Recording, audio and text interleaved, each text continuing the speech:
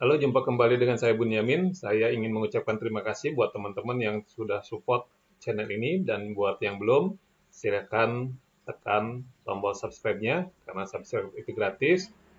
Dan pada kesempatan video kali ini, saya akan sharing tentang jumlah orang yang dibutuhkan untuk mendirikan koperasi berdasarkan ketentuan undang-undang yang terbaru, yaitu Undang-Undang Cipta Kerja tahun 2020 dan Peraturan Pemerintah Nomor 7 tahun 2021 tentang kemudahan perlindungan dan pemberdayaan koperasi dan usaha mikro, kecil, dan menengah.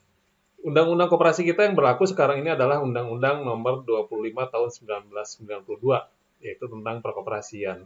Nah, dalam bab 4, pembentukan, bagian pertama, syarat dan pembentukan di pasal 6, disebutkan bahwa koperasi primer dibentuk oleh sekurang-kurangnya 20 orang, dan koperasi sekunder dibentuk sekurang-kurangnya oleh 3 koperasi. Lalu pada tahun 2020, tepatnya di bulan Oktober, diterbitkan Undang-Undang Nomor 11 Tahun 2020 tentang Cipta Kerja. Yang dimaksud Cipta Kerja adalah upaya penciptaan kerja melalui usaha, kemudahan, perlindungan, dan pemberdayaan koperasi dan usaha mikro, kecil, dan menengah, peningkatan ekosistem, investasi, dan kemudahan berusaha, dan investasi pemerintah, pusat, dan percepatan proyek strategis nasional.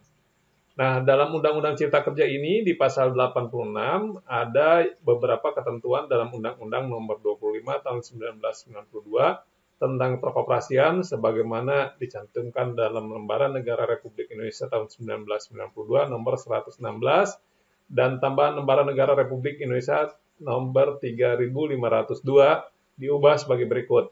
Yang pasal satunya, ketentuan pasal 6 dirubah sehingga berbunyi sebagai berikut. Pasal 6. Koperasi primer dibentuk paling sedikit oleh 9 orang dan koperasi sekunder dibentuk paling sedikit 3 orang. Jadi untuk koperasi primer mengalami perubahan menjadi 9 orang dan koperasi sekunder tetap 3 koperasi. Koperasi primer adalah koperasi yang didirikan oleh orang per orang, koperasi sekunder adalah koperasi yang didirikan oleh badan hukum koperasi.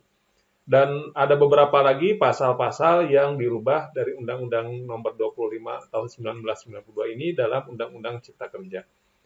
Kemudian sudah diterbitkan juga Peraturan Pemerintah Republik Indonesia Nomor 7 Tahun 2021, tepatnya di bulan Februari, tentang kemudahan, perlindungan, dan pemberdayaan koperasi dan usaha mikro dan kecil menengah.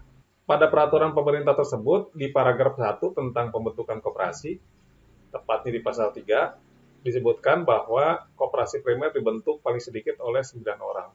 Koperasi sekunder dibentuk paling sedikit oleh 3 koperasi. Ini tentu peraturan pemerintah ini melanjutkan atau mengacu pada Undang-Undang Cipta Kerja ya, yang sudah terlebih dahulu diundangkan.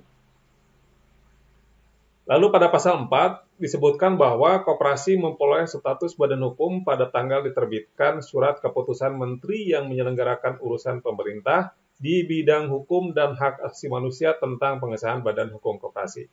Ini mempertegas bahwa untuk perizinan pendirian koperasi saat ini adalah di Kementerian Hukum dan HAM atau di kementerian yang menyelenggarakan bidang hukum dan hak asasi manusia. Lalu di pasal 5 disebutkan bahwa pembentukan koperasi dilakukan dengan akta pendirian yang memuat anggaran dasar. Jadi harus mencantumkan anggaran dasarnya. Pasal selanjutnya disebutkan bahwa Pasal 6 ayat 1, dalam pembentukan koperasi, sebagaimana dimaksud dalam pasal 5, diawali dengan rapat pembentukan koperasi yang dihadiri oleh pendiri. Di ayat 2-nya, rapat pembentukan koperasi sebagaimana dimaksud pada ayat 1 didapat dilakukan secara daring dan atau luring. Ayat 3-nya, hasil rapat pembentukan sebagaimana dimaksud pada ayat 1 dinyatakan dengan notulen atau berita acara yang ditandatangani oleh pimpinan rapat dalam bentuk paraf atau tanda tangan dengan tinta basah atau elektronik. Nah ini yang memudahkan dalam proses pendiriannya. Sekarang untuk rapat pembentukan pun bisa dilakukan baik secara daring atau secara luring. Lalu di sini juga untuk tanda tangan pengesahan atau tanda tangan berita acara rapat bisa dilakukan dengan tanda tangan basah, artinya tanda tangan basah itu langsung tanda tangan atau dengan tanda tangan elektronik. Jadi sudah sah gitu kan walaupun dengan tanda tangan elektronik. Ini memudahkan kita untuk melakukan proses pendaftaran dari koperasi. Nah, di pasal selanjutnya mengatur tentang peran pemerintah, baik pemerintah pusat dan pemerintah daerah, melakukan pembinaan dan pendampingan bagi kelompok masyarakat yang akan membentuk koperasi.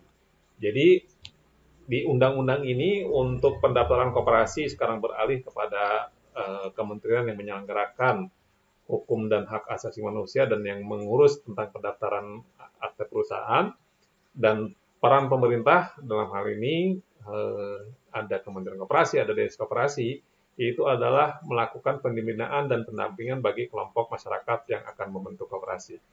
Oke, baik teman-teman, itu yang bisa saya sharingkan tentang berapa jumlah orang untuk bisa mendirikan koperasi berdasarkan peraturan yang terbaru. Sampai jumpa kembali pada video-video selanjutnya.